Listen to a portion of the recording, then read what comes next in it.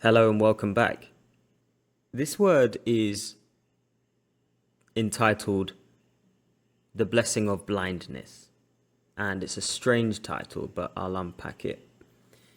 The word I've been given, the word I've been thinking about over the last few days is how blessed we are, how fortunate we are, have a God to be loved by, looked after, protected by a God that doesn't only engage with us or protect us or love us through the things that we see, through the things that we can justify with evidence. Our faith in him is not dependent on what our senses can pick up from the environment around us. And that's such a blessing, because how limiting would it be if the only way he could connect with us, the only way he could look after us, the only way he could pull all of his great, wise plans together for us, how limiting would it be if that was all reduced down to our 5 main senses? And we don't have a limited God. So that wouldn't stack up with who we know him to be at all. The starting point for this word is, I think a good place to start is John 20:29. And we see Jesus is speaking to Thomas. This is after Jesus' resurrection. And Jesus says, Thomas, because thou hast seen me, thou hast believed. Blessed are they that have not seen and yet have believed. And what I've been reflecting on in terms of the meaning of that is we can be creatures of analysis and needing to see evidence. So for anyone who is listening to this and isn't aware, my trade, my profession is in law. I'm a lawyer. I'm a barrister by trade. And that means in order to get to this position, my entire life through the education system has been training me to look at what is in front of me, what can be evidenced, what can be proven, what can be presented in a way where, whether it's a judge, whether it's a client, whether it's an opponent, you're looking to present information, i.e. something of substance from our environment that we can perceive and evaluate. We're looking to collate that and present that in a case or an argument or a piece of advice or whatever it is. And that doesn't just apply to my profession. Even if you are, take an example of you're an electrician. Now, if you're testing appliances, you're looking at all the different permutations of these appliances, how they've been put together, where the wiring is, are the wires assembled and connected in the right way. You're looking at evidence, you're looking at the things in front of you. Most of us, all the way through school, all the way through whatever level of education we've had, and it doesn't matter how long that education is, because even after we leave school or formal education, the world is still telling us, believe what your eyes tell you is true. Believe what your senses tell you is true. And of course, the flip side of that is it makes us vulnerable, because if someone can manipulate what we are seeing or what we are hearing or experiencing, we can fall into the trap of thinking that that is real. If we only think that the things that are real are those things that can be perceived with our senses, then we're vulnerable to someone just manipulating what our senses tell us. But what Jesus is saying to Thomas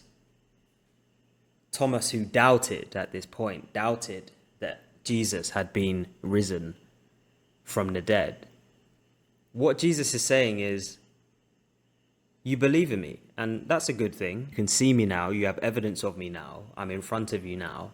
But imagine how ever present I can be if you always knew I was here, if you always knew I was with you without your eyes having to see without your ears having to hear, without your skin having to feel me here in front of you. Another reflection point that we can go to is Romans 8:24-25. See, Paul here says, "For we are saved by hope, but hope that is seen is not hope. For what a man seeth, why does he yet hope for? But if we hope for that we see not, then do we with patience wait for it." Again, it's the same point. What Paul's sharing here is that faith, and we all know the probably one of the most cited quotations from Hebrews 11, faith is the substance of things hoped for, the evidence of things not seen. We know that. But Paul in Romans 8:24 and 25 is taking this a step further. He's saying we can have hope, and we can have hope in the things that we see, but that's not really hope.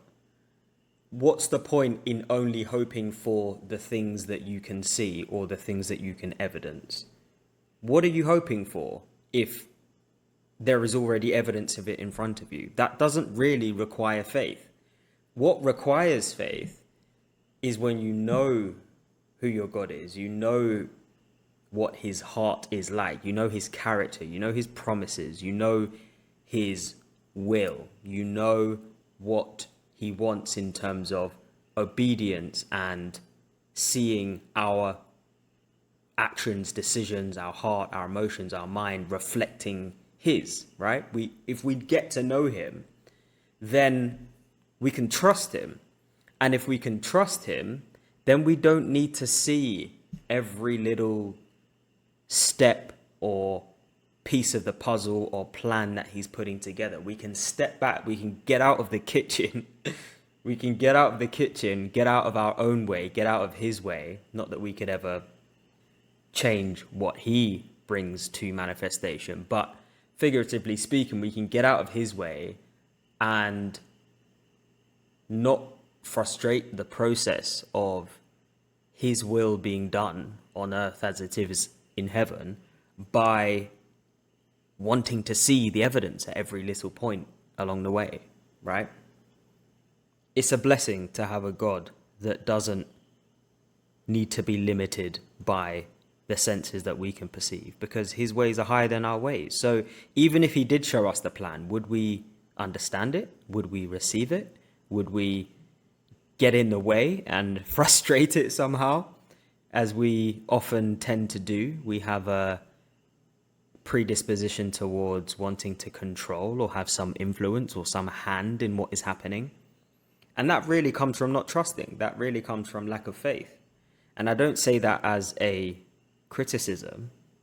I say that because I know what it's like. We can sometimes feel like we have the strongest faith in the world, and other days, depending on what it is and how much an issue is weighing on our heart, we might not feel so emboldened by our faith, right? But we have to keep leaning into him. We have to keep trusting him, remembering who he is, remembering his intentions for us. So that is this word. I hope that spoke to someone. I think it did. I believe it did.